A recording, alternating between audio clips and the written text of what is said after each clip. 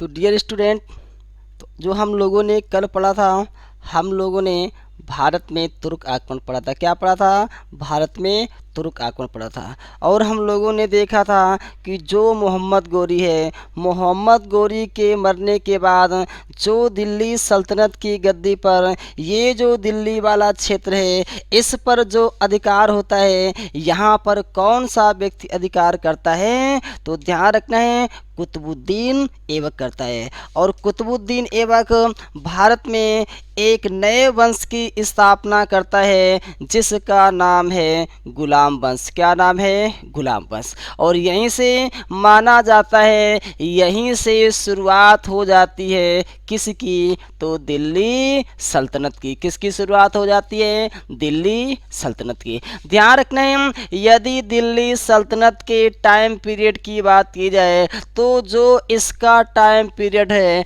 1206 से लेकर के 1526 तक है। यदि दिल्ली सल्तनत की बात की जाए तो ध्यान रखना है, जो इसमें मुख्य वंश हुए हैं, मुख्य वंश कितने हुए हैं? तो 5। कितने वंश?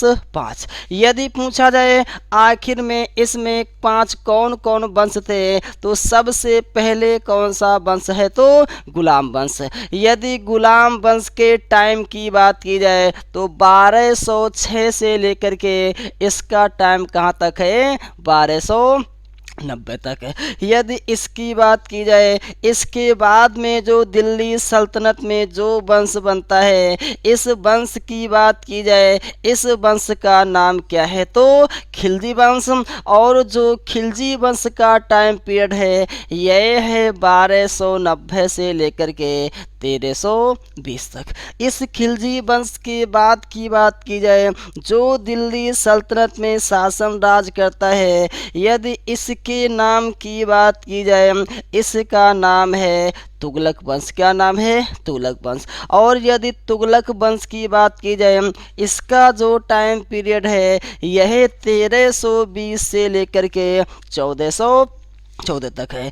इसके बाद की बात की जाए, जो चौथा वंश यहाँ पर स्थापित हुआ था, यदि इसके नाम की बात की जाए, इसका नाम था सैयद वंश। क्या नाम था? सैयद वंश। और जो सैयद वंश का टाइम पीरियड है, यह 1414 से लेकर के यह रहा है 1451 तक है। इसके बाद की बात की जाए, इसके बाद में जो वंश भारत या दिल्ली की गद्दी पर बैठता है, यदि इस वंश के नाम की बात की जाए, इसका नाम है लोधी वंश।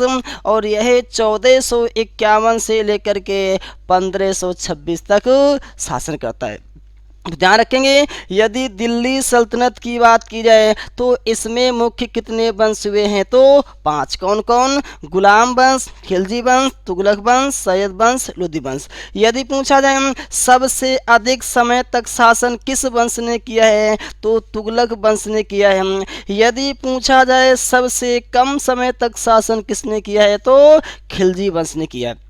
याद रखेंगे, अब जो हम लोग पढ़ेंगे ये सभी एक एक वंश करके पढ़ेंगे। और इसमें जो सबसे पहले पढ़ेंगे, यह पढ़ेंगे क्या? गुलाम वंश। क्या पढ़ेंगे? गुलाम वंश। तो क्वेश्चन बनता है कि गुलाम वंश की स्थापना किसने की है? तो ध्यान रखना है, किसने की है? तो कुतुबुद्दीन ऐबक ने। यदि पूछा जाए दिल्ली सल्तनत की स्थापना किसने की है, तो किसने की है? याद रखेंगे, कुतुबुद्दीन ऐबक ने। तो अब जो हम लोग पढ़ेंगे, सबसे पहले क्या पढ़ेंगे? कुतुबुद्दीन ऐबक। क्या पढ़ेंगे? कुतुबुद्दीन ऐबक। और ध्यान रखना है, यदि कुतुबुद्दीन ऐबक की बात की जाए, इसका जो टाइम पीरियड है, यह 1206 से लेकर के 1210 तक है।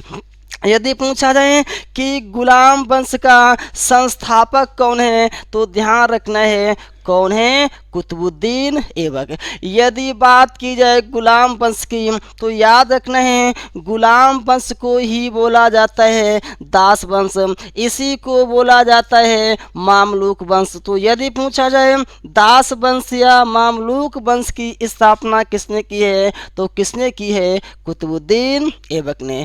यदि इस कुतुबुद्दीन ऐबक की बात की जाए तो यह मोहम्मद गोरी का गुलाम था, इसीलिए इसने किस वंश की स्थापना की है तो गुलाम वंश की। याद रखना है यदि बात की जाए कुतुबुद्दीन ऐबक की, इसने अपने आप में जो उपाधियां रखी, इसने अपने आप में सिपह सलार, क्या उपाधि रखी है? सिपह सलार। इसे बोला गया है क्या?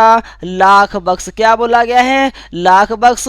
इसे ही कहा गया है कुरान खां। क्या कहा गया है? कुरान खां। देखो यदि इसकी उपाधि की बात की जाए सिपह सलार की तो इसने अपने आप को सिर्फ और सिर्फ सिपह सलार मतलब में सिपाहियों को सलाह देने तक ही नियुक्त रखा। इसके साथ साथ इसको लाख बख्श भी कहा गया। क्यों?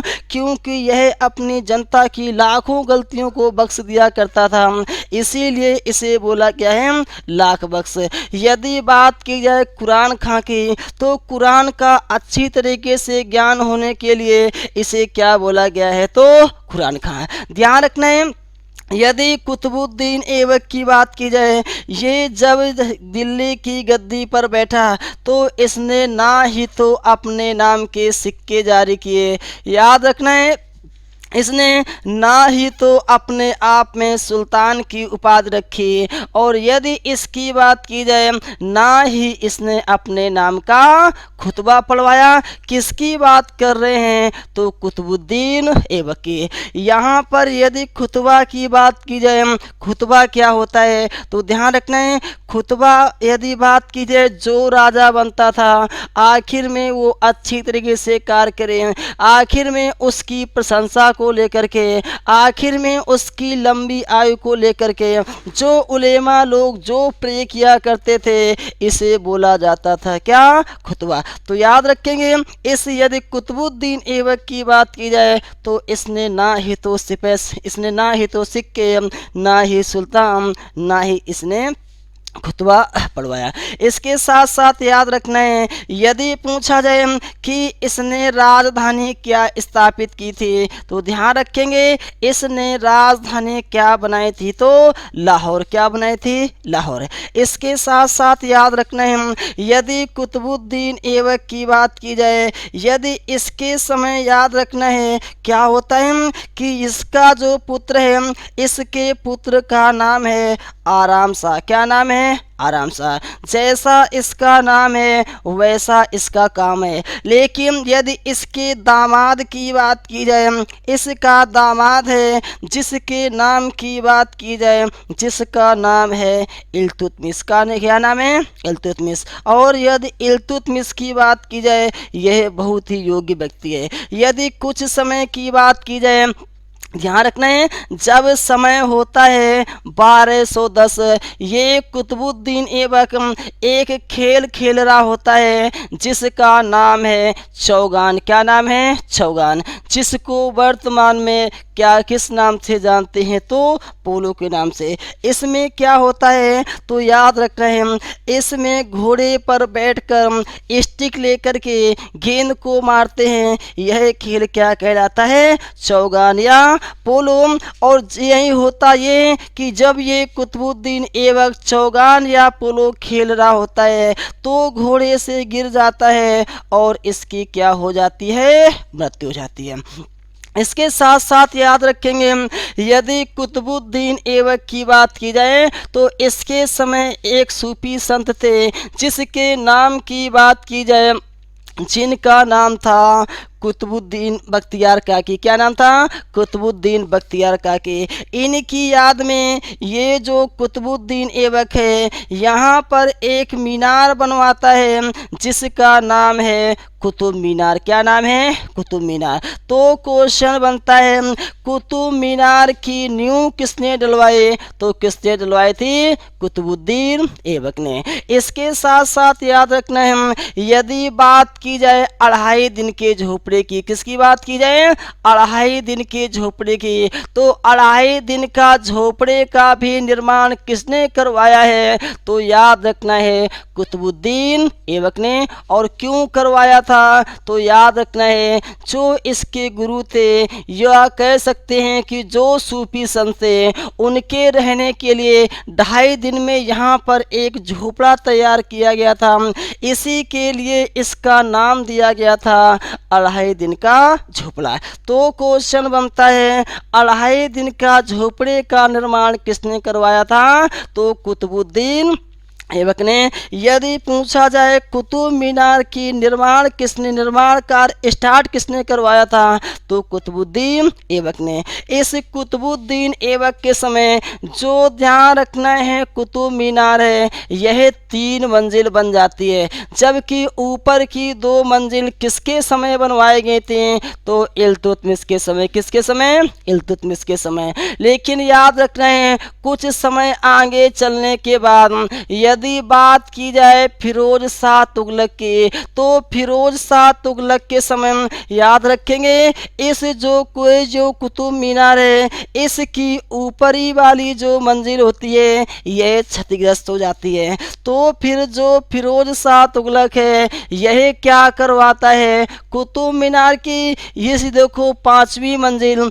और इसके ऊपर 1 मंजिल और बनवा देता है। तो यदि वर्तमान में बात की जाए कि वर्तमान में कुतुब मीनार में कितनी मंजिलें हैं? तो 6, जिसमें से 3 सबसे नीचे की किसने बनवाई थी? तो इल्तुतमिश ने। चौथी किसने बनवाई है? तो नीचे की 3 बनवाई कुतुबुद्दीन ऐबक ने, चौथी जो बनवाई है वो है इल्तुतमिश ने, जबकि ऊपर की 2 किसने बनवाई हैं? तो फिरोज शाह तुगलक ने। होता ये इस कुतुबुद्दीन ऐबक की बात की जाए जब इसकी मृत्यु हो जाती है तो गद्दी पर कौन बैठता है? इसका पुत्र आराम शाह। और जब इसका पुत्र आराम शाह बैठता है तो कुछ समय के बाद इस आराम शाह और इस इल्तुतमिश में एक युद्ध होता है, जिस युद्ध के नाम की बात की जाए, जिस युद्ध का नाम है, आखिर में उस युद्ध के नाम की बात की जाए इसका नाम है जड़ की लड़ाई। क्या नाम है? जड़ की लड़ाई। यदि पूछा जाए यह कब हुई थी तो याद रखेंगे 1210 में जब ये युद्ध हुआ। होता ये इस युद्ध में क्या होता है, जो आराम शाह है यह पराजित हो जाता है। यदि बात की जाए किसकी, कि जो लाहौर की गद्दी पर बैठता है वह कौन बैठता है? तो इल्तुतमिश बैठता है। कौन बैठता है? इल्तुतमिश। और यदि इल्तुतमिश की बात की जाए जब इल्तुतमिश गद्दी पर बैठा तो याद रखेंगे इसके ध्यान रखना है इसके जो कार्य हैं ये बहुत ही प्रमुख हैं। जैसे कि यदि इल्तुतमिश की बात की जाए इसने राजधानी लाहौर से चेंज कर दी और राजधानी क्या बनाई है? दिल्ली। इसीलिए यदि बात की जाए इल्तुतमिश की, इल्तुतमिश को बोला जाता है दिल्ली सल्तनत का वास्तविक संस्थापक, जबकि कुतुबुद्दीन ऐबक को कहा जाता था दिल्ली सल्तनत का संस्थापक, जबकि इल्तुतमिश है दिल्ली सल्तनत का वास्तविक संस्थापक।